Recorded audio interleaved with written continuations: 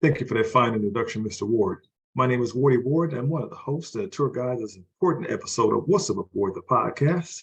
Please feel free to check us out on YouTube at What's Up with Ward TV for videos, interviews, conversations, and of course, chances to win prize money. We come from the good hood where we give it and give it good, and we want you to be a part of that as well. I want to give a shout out to my co-host in the building, TikTok Tiki. What's going on with you? Not much, Wardy Ward. What's up with you? Well, if I had a tail, I'd probably wag it, but you know what they say. Our motto on this show but is the dog and me.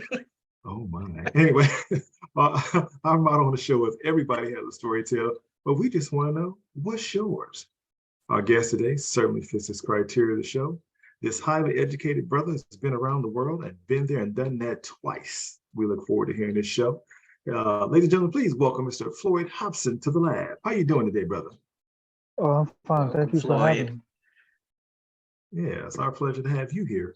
So, Floyd, in your own words, please tell us something about you. Maybe you can tell us where you live at, where you grew up at, and what size shoe do you wear? Well, I'm originally from Gary, Indiana. I'm born and raised here. I did a lot of my schooling in Bloomington, Indiana. I've lived in Paris, France for a short while, like doing my master's program, mainly like doing research over there. Lived in Ghana for a month, did a study abroad over there. And I just came back home. As far as the shoe, I mean like a 13, but okay. Yeah. All right. Yeah, so you said Paris, France. You went over there to go to school. You said you just traveled. What was happening in Paris again? Well, I did a study abroad when I was in my master's program, going into my PhD. So I lived there from 2012 to 2014. I was studying, basically doing a comparative study between Parisian masculinity and African American masculinity, just trying to find some parallels and really just trying to get a feel of the city itself. I lived in La Cazeneuve. It was Ben Louis out there, which is basically like a suburb of Paris. So basically, I lived out there for a week. Then I came back and I did it again in 2014. Lived basically took pictures, did basically a photojournalism study. So I learned a lot. I loved it out there. Yeah. That's interesting that you went to Paris. I've never gone. I've always wanted to go. Probably will go one day. What was it like over there? How does that compare to America? I mean, we can get to your education, but what's the difference? Anything the same? You know? I mean, mainly it was nice to kind of see like the cultural influence. There was a lot of graffiti out there, so hip hop was very prevalent. I saw my first concert out there, The Roots. They played out there, so it'll be a good day, huh? At the end, yeah, it was nice. Like I tried to pack as much as I could in 7 days. The architecture is beautiful out there. So I had really just a huge experience trying to live out like not only like a dream, but also try to do like the best kind of cultural study that I could. How much French did you pick up when you were there, assuming that you didn't already speak before you went? I studied French from the time I was in the 7th grade to my sophomore year of college.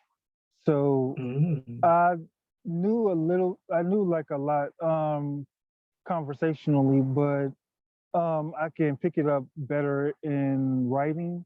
But out there, they have like, contractions in terms of like, how they speak. So I had to learn like, the way that like, like the people that I was around, they taught me how to kind of speak a little bit better in order to not seem so proper. So like that was really nice, and it was nice to just kind of be able to do it. But I still wasn't able to like really. But I was like really like function like completely. They knew I was an American, so it was just Mhm. maybe like Yeah. I had um I had good pickup on like how to ask for directions, how to pay for stuff, things Basics. like that. So I mean like it was pretty Yeah. cool. And Yeah. I mean like they speak English as well. So I mean like it was like, it was I was able to be around some people, but I mean like their English for the most part was a lot like my French. So I think I know they say they appreciate it in France. This is from friends that have traveled to France or whatever, but they do, they generally don't like Americans because we feel like everybody should just accommodate us and speak to English. But they do kind of expect you to know some, attempt to speak French with them anyways. They do appreciate that. They consider that to be polite to come over and to know some French. So yeah, that's interesting. I think it's a beautiful language. My daughters speak it and I'm trying to learn it myself. So yeah. yeah, I had a story like basically one of the people that I met like in terms of like one of the events that I went to, they said that, it said exactly that. It was basically like the idea of like going to the country, but they expect for you to like accommodate them with English and stuff like that. So whenever I would talk to like a lot of my friends like that were in Paris, the acquaintances that I picked up, I always tried to speak French, and I always tried to be able to show that I was trying to learn and I was like, trying to pick Mhm. up the culture.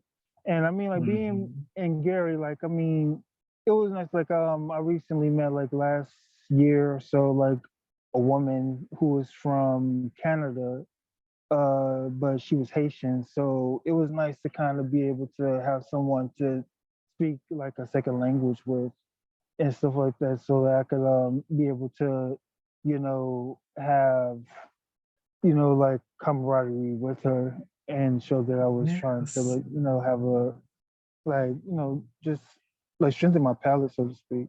So, Yeah, and it's interesting too because Haitian Creole is very similar with French. A lot of the words are interchangeable. So yeah, you can kind of, if you know French, you can pick up on some of the Creole then too, the Haitian Creole. Yeah. yeah. Yeah, the same is kind of true for like Italian too. Like if you know like French, like you can kind of pick up Italian the same way. So and I was trying to learn Portuguese, things like that, so that I could kind of like be able to learn about the culture over there. Hopefully go Mhm, one mhm. day to like go to Yeah, Brazil. yeah, I would like to go there too. So the thing about that Portuguese, if you can speak Spanish, you probably can pick up Portuguese pretty quick. I did figure that out. I dabbled a few, like I could say things like parlez-vous français, like that, or then in Spanish, como se llamos, or they're so similar. But also I wanted to piggyback on that. You said you also went to Ghana. That was part of your studies as well too. Yeah, when I was in undergrad, me and a group of students, we went to Ghana to study abroad and learn about the culture over there. We went through Mhm. the whole country. So like we went to like multiple cities in the country, and we started in Accra and we ended up around Cape Coast before we went back to across. So we got to see the slave castles, Cape Coast Castle and Amina Castle, and we got to meet one of the respected political figures out there. Um, we got to learn about like the different religions that were out there. Like we got to speak a little Swahili and Twi and Ga. Tree. I I was gonna ask lost if you knew tree. yeah, I lost my like tongue like with that. Like it was like so long ago, but like I would love to pick it back up because it was just one of the things of like, being in like an African American studies program, like you should at least try to like pick up like your African language. So like Mhm. that was one of the things that we How did when we were out there. how different? I can't even imagine going to Africa. I was supposed to go with a friend to South Africa. She's from South Africa. And I have a friend who went to Ghana. But how would you describe Ghana? I know you just can't just show up. You've got to have certain vaccinations. And I think malaria is a big thing there, right? You have to be vaccinated for that. But what's the lifestyle like where you visited in Ghana? Um, it was so many different like cities that we went to. So it was like the culture was vast, but it was interesting to know that like a lot of them spoke English, but when we went to the markets, like we um like we had to pick up on like a lot of Twi, a lot of like Swahili in order to kind of like be able to like get like the price that like we wanted. But I mean, they had a lot of like good stuff. I had like the opportunity to buy authentic kente cloth, and also the artisans, they're really really good, like really really fast in terms of like how they did a lot of the little like keychains. Like they had these machines where they had like where they would sew and thread the different things that they were making. They would do it so fast, and it was like it was really like beautiful to watch. And also they have this huge like soccer stadium out there. Like that was back in 2007. We went out there to try to like help with building the school.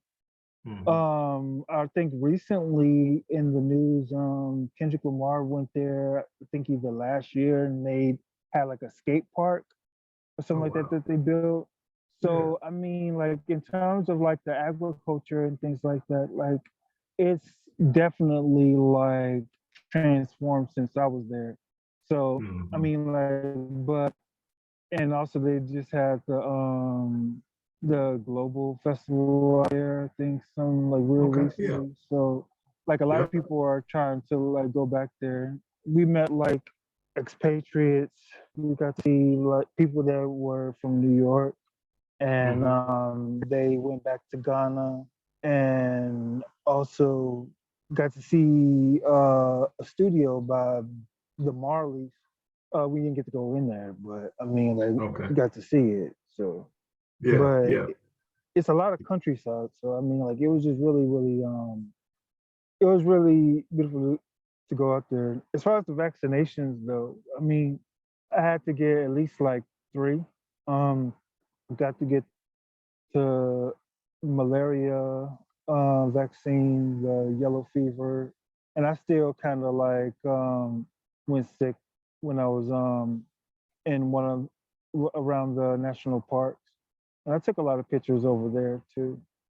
So I mean, like it was just really like an experience, and like it was a spiritual like um enlightenment for me, because just going to like the slave castles and seeing the ways that they were kind of like placed in there, and the door of no return and things like that. It was really, really like crazy. And they were very smart out there too. So yeah.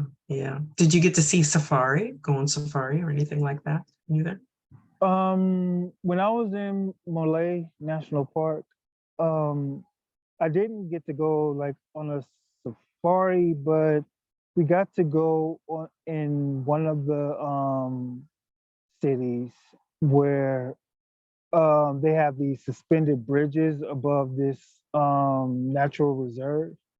So we got to see like a lot of elephants and giraffes, monkeys, like a lot of them. Like it was, so we got to see like a lot of them, but it wasn't like we really got to see like like go on a safari and see like a lot of things. But it was really like beneficial for me. Like I really appreciate that, and it changed my outlook when I came back to the States. So. Yeah, I was curious about that too, because being in France, they're two completely different, obviously, cultures and places and everything. So did you feel more of a connectedness with one than the other? Maybe being in Africa, is that, I just imagine maybe that I would feel like that. This is where my ancestors came from, or how did you feel about that? Was that something that was going through your mind? Initially, like when we got there, a lot of the locals, they were saying like, welcome home. And it was really like beautiful, like in terms of like, like going through that. I was going through like a really like hard like time when I was in the States at that time. So it was really like just, opportunity that they gave me, like, do you want to go to Africa like with like the group? I was like, of course. And it's just like that. In terms of France, one thing that I kind of noticed is that they don't really like, like have like a race box on the census. So it was nice to be able to like, I guess, live as if without the idea of being kind of codified as Black or Right. African Yeah. American. So it was more so about nationality. So when I went out there, I was an American, and Mhm. that was new to me. Like that was a different feeling for me because it was like I didn't like we often don't feel like Americans in America, but Right. we're always hyphenated as African Mm. American Right. or and it's always like like in different religion, like different kind of like races, like Afro Latino, Afro Cuban, Afro Hispanic, those type of things. There's always kind of Mhm. like the classification of being Black before that, but out there it was like they all see you kind of the same as American. So Mhm. um that was a huge thing because it was like, okay, we're all kind of the same out here and they kind of see the same. So and in Ghana, that was kind of like the the aspect too. It was like you're American. Mhm. So like you're like foreign. So that was something to kind of like, come back and try to like dissect and analyze when like I came back to the States. Yeah. That's fascinating there too. Um, so being from Gary, Indiana, which I've been there, and I mean, back in the days, they used to say, yo, the murder capital of the country and a lot of other things, poverty, it's like a ghost town. How does a young man go from Gary to Africa? Now, I know you can go from Gary to Hollywood if you can sing good and got several brothers and sisters. How did you make it all the way to Africa? Um, the, I guess the thing about Gary is that when they say things like the murder capital of the world, and I'm not really too like experienced in how it was back when it was first established versus like the 90s to now. It was kind of like I think that the media has a way of kind of like warping the opinion of people from Gary, Indiana. And I mean, for the most part, like, I mean, like, if you come here, I mean, you will probably see a lot of houses and beautiful architecture. And you see a lot of churches. You see some, like, you go like to certain areas, you might see barns and horses. And it's not just like, even though it has a majority percentage of Black people, you see white people, you see Asian people, Hispanic people. So it's really like, a melting pot. But I feel that what makes it kind of like a ghost town is not necessarily like the idea of blight or abandonment, but more so that people kind of mind their own business. Mhm. So a lot of people don't really like, go out there and like, unless they're like, into like, the idea of being a socialite, they might go to like a lot of events and things like that. And then like, they might not be filmed, Mhm. but, or unless you like, like go to church or you go to, like your religion of choice.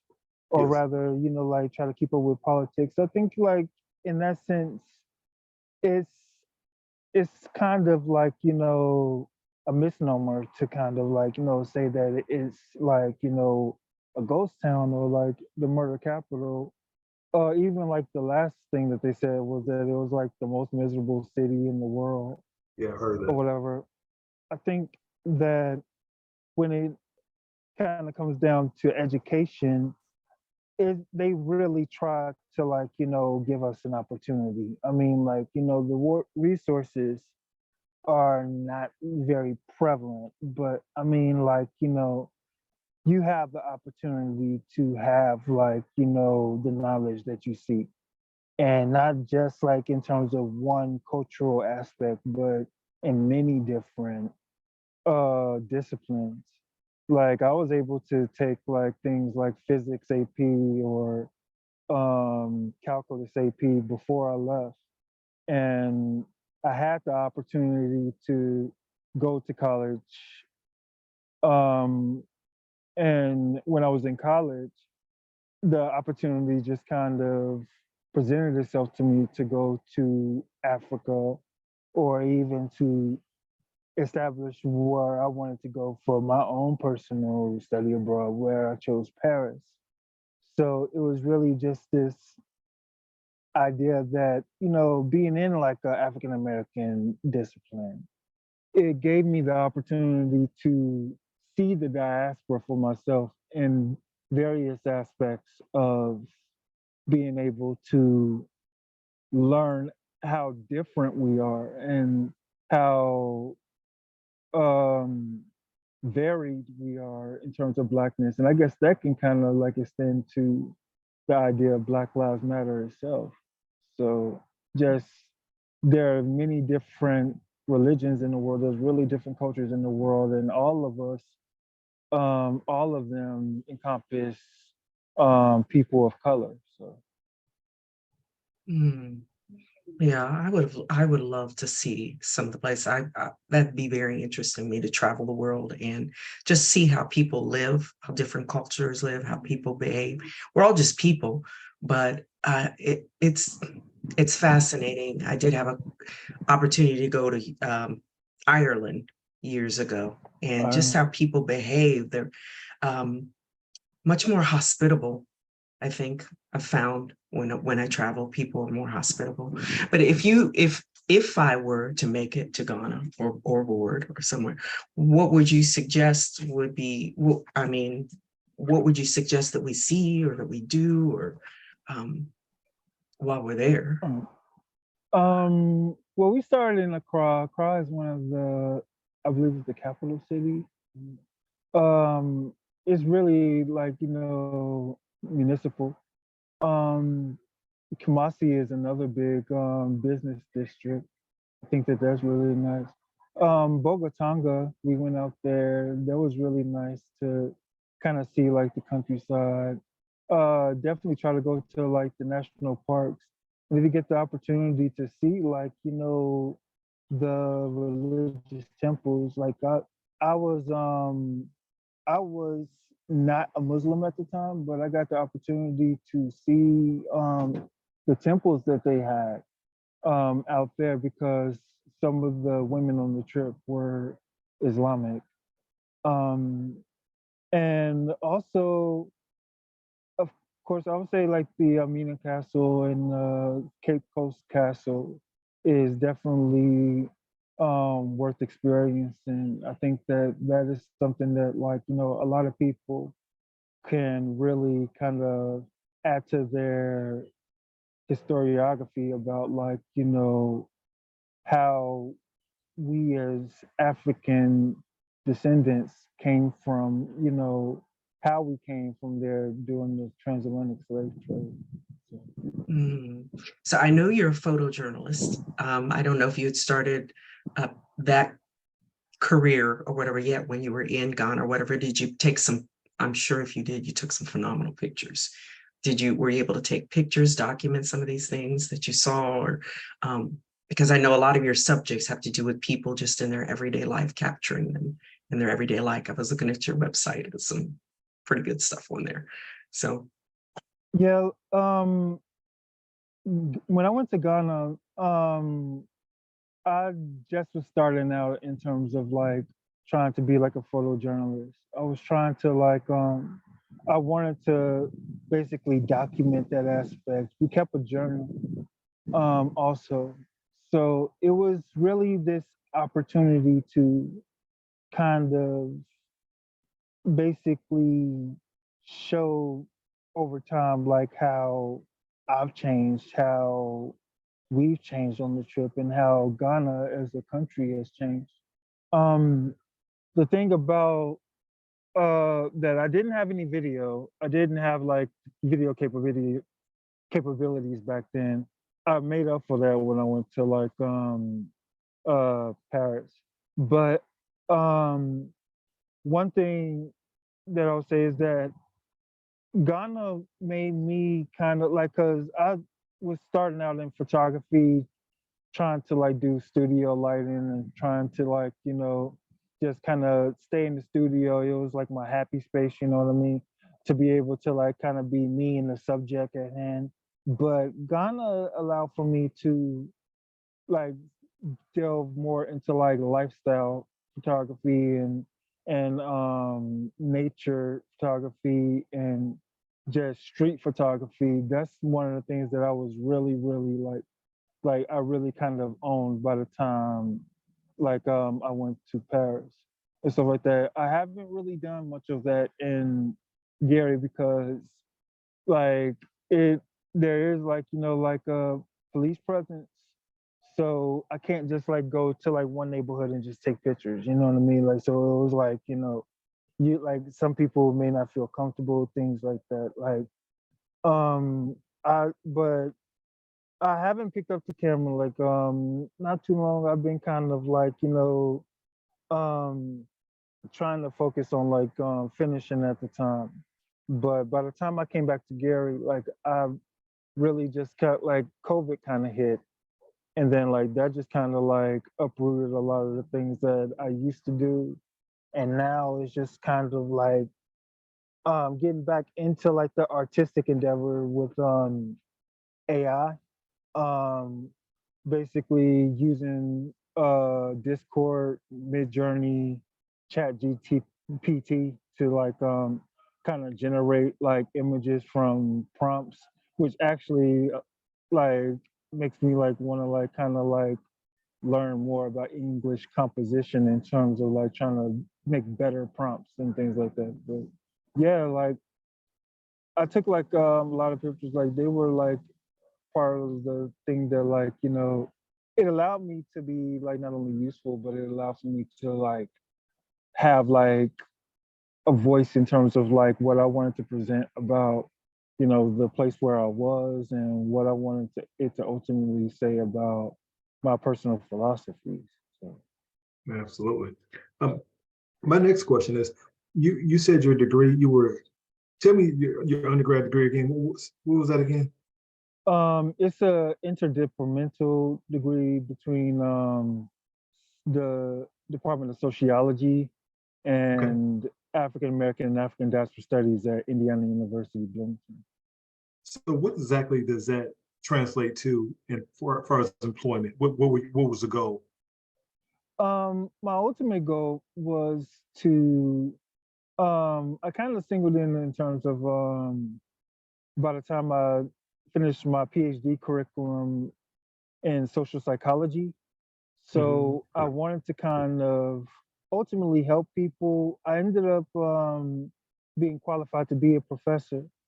So I wanted to eventually go back to the professoriate and be a teacher, be a professor, and also on the side like be able to like do photojournalism. I wanted to be specific. I wanted to kind of deal with like media, Hmm. specifically music. I wanted to like be a music journalist, or Okay. I ended up being like a radio DJ. So Wow. there was a curatorial type of aspect to what I wanted to do. Like I wanted to tell stories using pictures, using music, Okay. Yeah.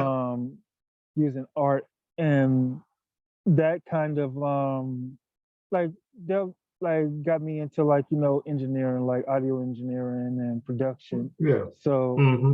like just I wanted to make like documentaries and things like that. I But see. um I ended up like like wanting to work in like the nonprofit sector, like helping people of color. Like I said I stayed in a homeless shelter like for a couple of years, and then I ended up going back to volunteer.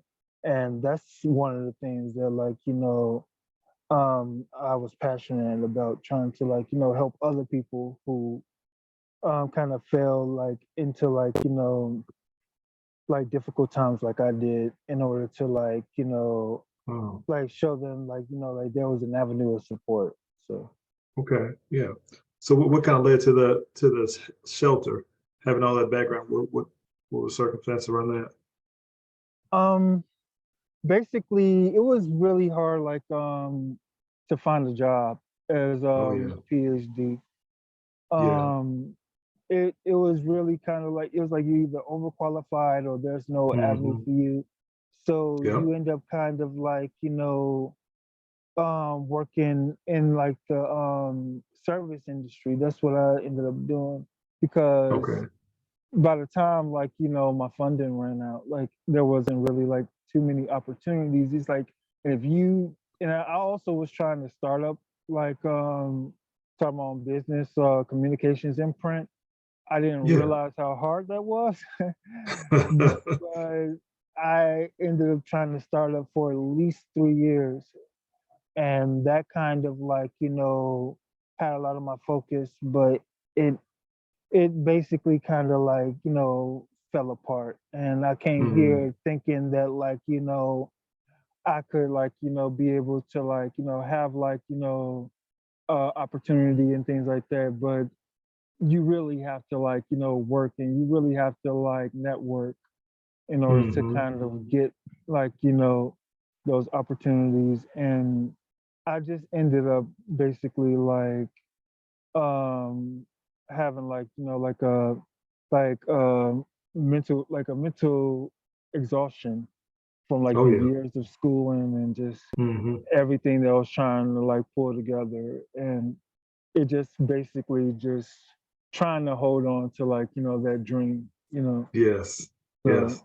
and I Yeah. was lucky to be able to like land in the shelter, because eventually I had the opportunity to develop clerical administrative like skills, and learn Yeah. how things work, and meet many people who were representatives in my state, like Mm. either if they were um like state representatives, mayors, or councilmen, things like that. So I had the opportunity to really kind of like be a part of Yeah. something that has stood for a really long time, as long as I've been alive. So Yeah. That's good that you had that learning moment from that and didn't give up. Friend of mine, he went to IU with me as well, and he became a medical doctor. And along the way, he had got so stressed out that he had to drop out a semester, and he had to get some therapy and some other things because uh, it was hard on him. So yeah, he kind of went through that similar situation. All that weight of trying to do everything at one time caught up with him. So I'm glad that you were able to get past that. I'm glad they did have places like that to assist you as well. yeah, therapy is good. Like I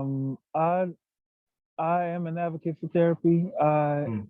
go to like a psychologist, psychiatrist, things like that, to Yeah. kind of like really kind of deal with like a lot of the mental collapse, like mental exhaustion that like I felt, especially like being in like Black Studies, because like with a Black Studies degree, it's like you are never done. There's always kind of like something to like learn more about. It's like every discipline encompasses like people of color, so it's like just wondering, when are you ever like good enough. And it would just kind of dig within you, like you know like to the point where it just gets like, a lot. And I dealt with a lot. Like I had like really like bad like PTSD and things like that from like a lot of the things that I experienced, especially like when it came down to like, like politics and stuff like that. Like the different administrations, like it was just like, having to go left to right, and things like that, and being able to do like it was a lot. So I mean, and I'm still trying to like, like pick up from that. And art is like an outlet, it's an escape for me. Mhm, So it's nice that mhm, I get the opportunity to like really kind of build that again with this newfound knowledge of like what I've experienced and where I ultimately want to go. mhm. So if you had the opportunity to go back to do some of these things that you originally had a passion for, and it would be easy to do it, would you take that opportunity or just stick with the path that kind of you're on now? Um, I would kind of keep a lot more things to myself. I would like kind of like, do things like, like in terms of like, I had to really kind of like develop like a business aptitude. I didn't really like have that too much. It was more so just like, serving and like trying to like, do like a good job and like get like a job and stuff like that. But when it comes to the point where you actually are a creator and you actually produce something for the public, like you are not really like, in charge as much in terms of like, as the economy goes. So I mean, like you really have to try to, and that's what it was for me. It was just like, is this something that is needed, like at the time, or is it better to kind of like, like, are you good at like, developing like or manufacturing like cars? Are you better in terms of like, how to deal with fossil fuels, things like that? You know what I mean? So it's like Mhm, all of these things is like you really like I would keep a lot of it to myself. I would basically like try to do things like for like, my uh like my loved ones, or like if someone hires me to do something, then I would do that. But in terms of just oversharing and things like that, like that's something that I will probably rethink about in terms of like mhm, the artistic aspect of like my life, unless it's something that like is a political statement that I feel can be valuable and and inspire change for the better, then yeah, I will probably do that. So mhm. Okay. So is it difficult? I think maybe if somebody's personality lends more toward being creative, that does it go to say that maybe they're less business minded and vice versa? So if you have somebody, if you're creative, you could focus, you need to be able to focus on your creativity, and then have somebody who can focus on a business aspect if you're trying to promote your creativity as a business. Has that been difficulty for you to be more business minded since you are creative? it was difficult. It was very difficult because I mean, like as right brained as I think I am, I'm pretty left brained. I didn't realize how left brained I was in terms of memory, in terms of organization and being like that. So there is a particular way that I like to think about my creativity, and I'm very passionate about that. Um, like it means like most of the things that I try to do means like something. So like I guess like one thing that Erica Badu like used to say like I'm an artist, so I'm sensitive about my shit. So basically, it's like that's kind of how I felt. But when I tried to change it into like a business, then like that authority kind of like switches to the consumer. And then it becomes a situation of like, like I really don't want to do this. If I don't feel that I can do my best job or do like the best product, then I don't want to do it. But then I talked to like a person who I saw like a mentor, who I see as a mentor to me. He told me like you should always try to put your best foot forward. You should always try to like do your best job, because that job that you don't want to do may be your big break into doing what you want to do. So I always try to put my best foot forward in terms of like that, in terms of what I write for articles or anything like that, because ultimately the public is going to like see it, or someone will see it, and that will be like what they remember you by in like Okay. many aspects. So Yeah, your legacy. You had also hinted that you had did some time working for a radio station as well too. Was that GCI? Did I hear you on GCI one day? I think that was you, wasn't I wish it was GCI. Like, it was WFHB in Bloomington. It it? was Okay. a volunteer station. It was started by Richard Fish and uh, Jim Mannion, I believe. Well, Richard Fish and Jim Mannion, they they mentored me. Like they helped me like in terms of like how to get on the air. I still need like some help like developing my radio voice, but I started out like in audio engineering, assisting Jim Thrasher. Like his father was one of the founders of the station. So I worked under him on Bring It On, and Bring It On is like an African American like news talk show out there.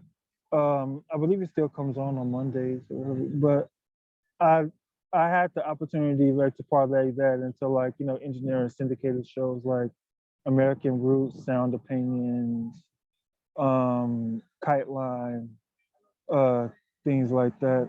But it's like it was like I worked there for 2 years, Yeah. but like I ended up having to like stop because I started to get really like sick, Okay. physically sick. So it was like, and being in the air room a lot, it was like, like it was kind of like, trying to like do like all these things in the rotation, and like is weekly, daily sometimes. Yeah. So it was really just kind of like, like making sure everything was like, Hmm. like synced right and positioned right. And also like, making sure that the podcast was like online and things like that. So it was a Right. lot. Oh So yeah. it was like, and that was my first endeavor into like the radio industry. Okay. So I really tried to like do like a good job. And it was like I also tried to like, expand my understanding of genre and being able to like Hmm. listen to like country and be able to listen to like bluegrass and alternative and be able to like link it together. Like I said, like I always try to Wow. like with my playlist, I always try to like tell stories.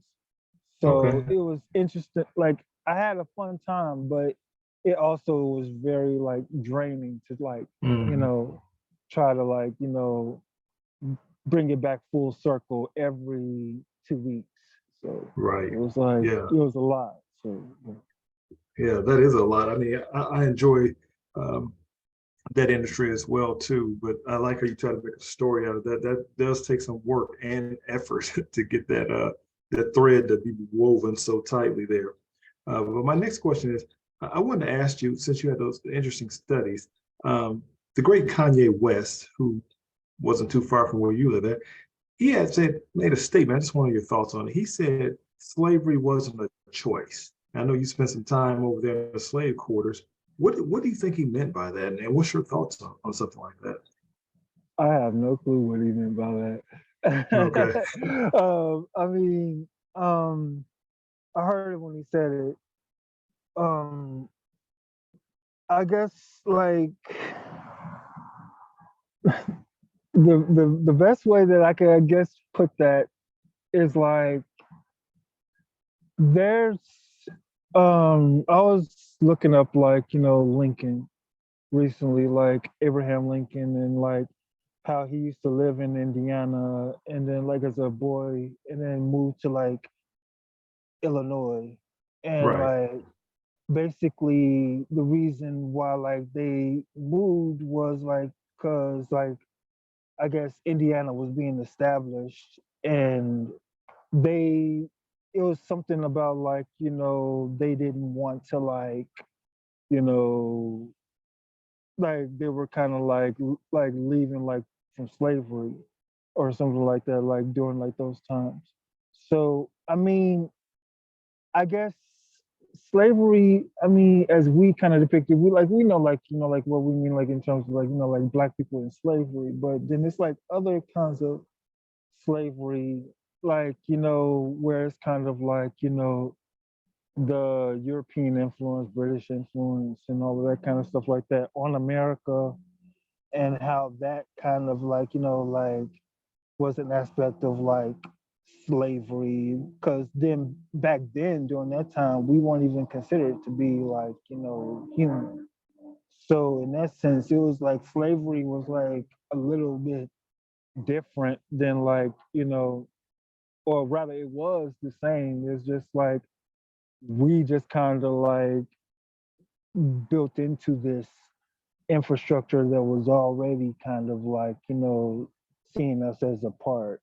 And in that sense, the choice of the matter, I mean, like, I guess that's more like, a personal understanding that only he can answer. Because, I mean, like, there's some aspects of like, of life that I guess, like, I guess it's like,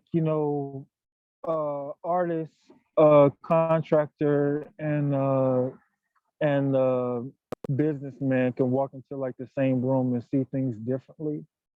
So he has some kind of knowledge that I do not have in terms of that understanding to say such a thing.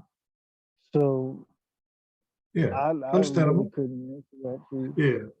Yeah. That's fine. I was told to ask you that question by one of my listeners. I told I was going to have someone on with a PhD, and we was trying to figure out all your backgrounds, how it kind of came together. But one guy told me what he thought that meant was slavery was a choice, meaning that if all the slaves just decided, I'm not going to do it, we're not going, kill me, then you don't get to have my kids, you don't get to have my services, you're going to do it yourself.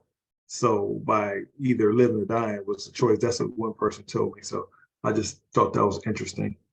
But no, we're going to go ahead and go to the second part of the show so we can get ready to wrap it up. And it's called the Getting to Know You questions, rapid fire. And again, we're talking to Mr. Floyd Hobson from Gary, Indiana. And our motto on the show is everybody has a story to tell, but we just want to know yours. So we're going to go ahead and get these questions. Just relax and be your normal, fun self and just tell us what you think. First question I have is, are you an introvert or an extrovert? I'm more of an introvert. I would like to be more of an extrovert, but I'm definitely an introvert. I spend a lot of time on the computer. Mhm. Okay. My second question is, what are you excited about now? What are you looking forward to doing? The evolution of AI. Yeah, Like, it's definitely out there doing some stuff now.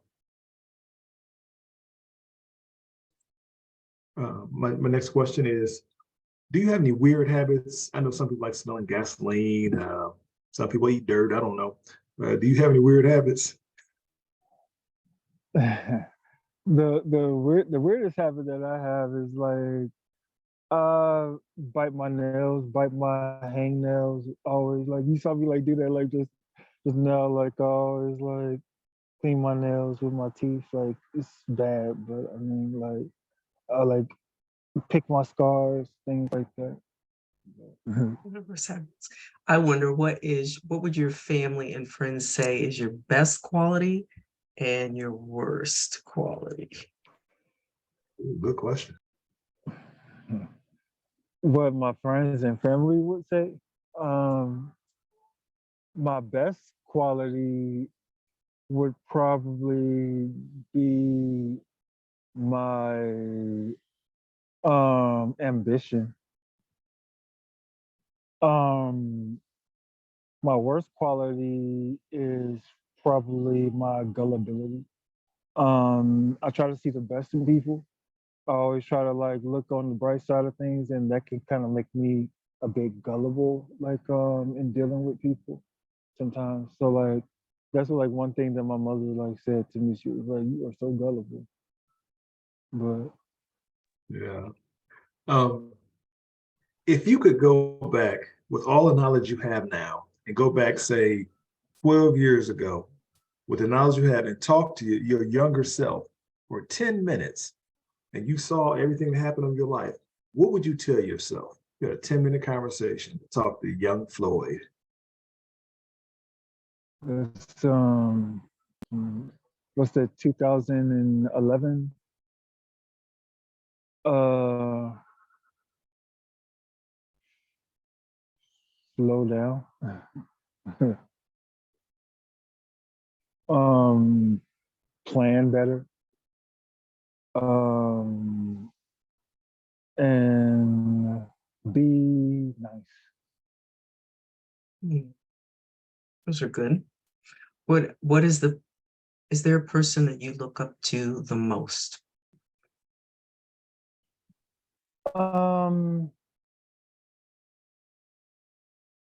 you mean like just in life, period? Just Let me anybody? modify your question. Let me Yeah. modify your question just a Thank little you. bit. If it's three people in your world, most people have somebody you mentor, somebody who you consider to be an equal to you, and somebody who you would look up to. Who would be those three people? Somebody that you help out, somebody who's your equal or friend, and somebody who you kind of look up to. Um, someone that I help out. Um, I mean, like I guess like this is kind of like uh like not necessarily like the question itself, but like my students, like the students that I had, like uh definitely looked up to them in terms of like their ability to kind of be in the world and see things as it was changing versus when I was in a space I was um where I was kind of trying to dissect the information that I had. So it's like the past and the future look kind of like, in the same room trying to like understand things.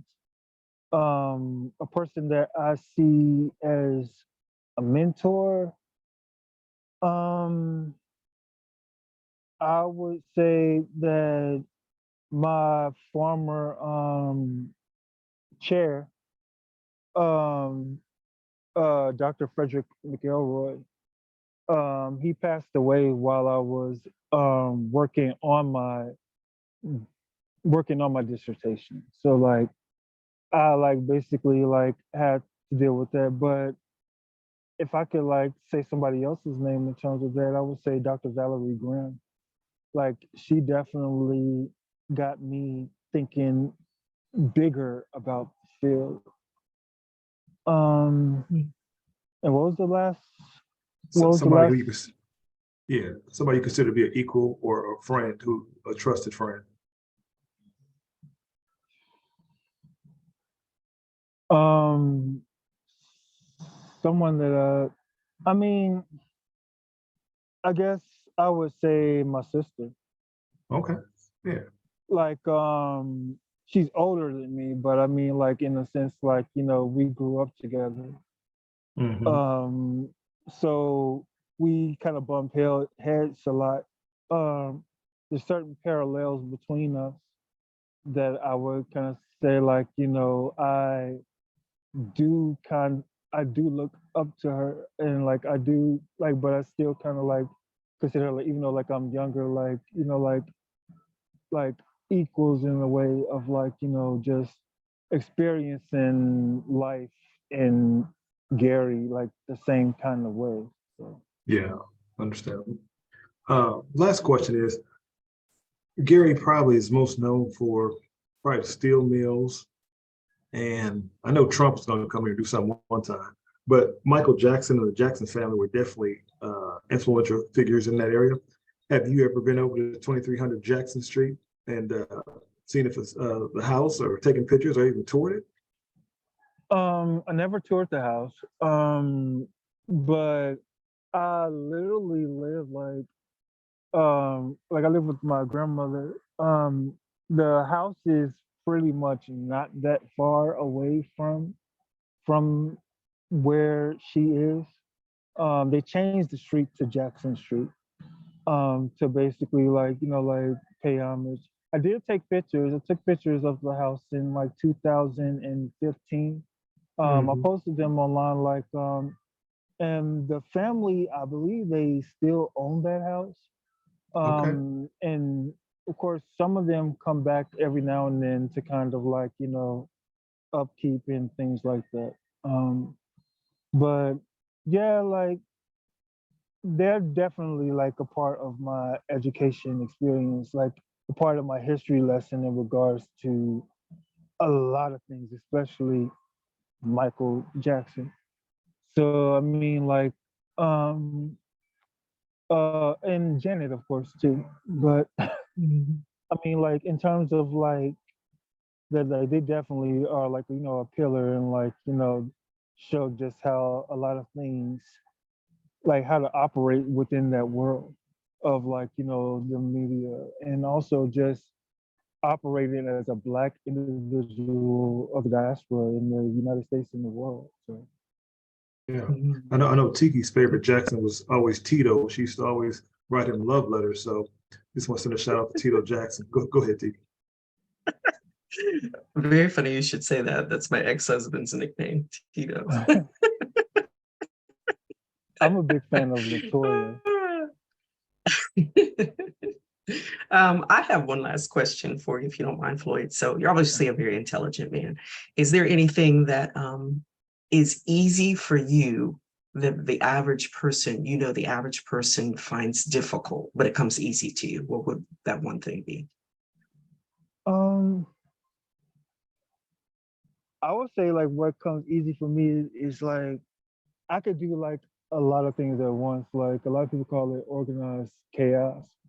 It's like, look at this show on television, like blog this and like listen to like somebody talking at the same time, but at the same time I'm on my phone doing like design or I'm like, reading like this page from this book, and like college kind of like teaches you to do that. If you have like different kind of like classes, it's like you gotta read this book, this book, this book, and all of this, and then you gotta like, watch this stuff and stay prevalent and present.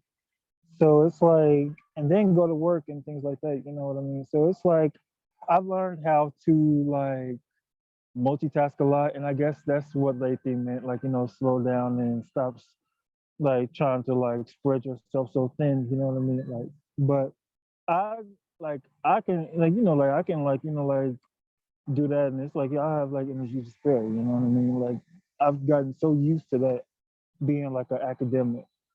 So I don't know if it'll like be necessarily like easier, like harder for someone else. But like I know for me, that's like some say like you be doing too much.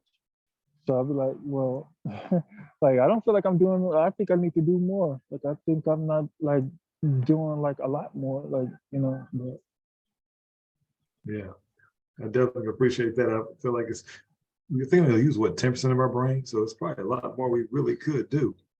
My right. final question in this round is, are you familiar with Andy Warhol? Yes. Um. Basically, like I had a story about that. Basically, like the reason why I chose my name, my online moniker Daniel Warhol, was because of my affinity for Warhol. Like I had like like an affinity for Basquiat. Mm-hmm. So, but I felt like the name didn't really like kind of like roll off the tongue like as well. So I decided like Warhol in order to like kind of like the idea of like he owns a Warhol, he owns a Warhol and like this expensive. It's like, so it's like, being able to like say to myself, like, like I want to be like that Warhol like in someone's house. And also just the idea of having like 15 minutes of fame, you know what I mean? Just wanting to like, have something to like leave behind. Yeah, absolutely. I think Jay-Z was influenced by Basquiat, wasn't he? I think he liked him. He tried to look Yeah. like him and he kind of really into that too. So yeah, but I like Warhol too. I like his styles. I like how he was kind of mysterious and people really didn't know a lot about him. They thought they did, but he was able to be, I guess, a catalyst in a room full of, movers and shakers and still be himself. I always liked that about him. So yeah, I can see why you chose it. All right, well, Dr. Floyd Hobson, it's been a plum pleasing pleasure here to speak with you today. Is there anything else that we missed or something you want to touch base on us before we ask you to share your social media footprints with our audience? No, just thank you for the opportunity. Like, I'm happy that I got the opportunity to talk to you all. You got me jogging my memory about a lot of things myself. So. Yeah. Okay. Well, let the people know if they want to see some of that wonderful artwork you have posted. Let them know where they can find you at on social media, if you don't mind. Well, my main Instagram is I am Floyd Hobson. I am FLOYD HOB as in boy, SON. And also, I mean, for the most part, like if Googling Daniel Warhol, like or my name for Daniel Hobson III, like you might find like some things that I've done. So Okay, wonderful. All right, I'm gonna give our final thoughts. Unless Tiki, if you had something else you want to add before I get a final thoughts. You're good. All right. Yeah, just to thank him for his you're a fascinating person. So I enjoyed hearing from you some of the things you've done in life. So thank you for coming on. Thank you for having me. I really appreciate it.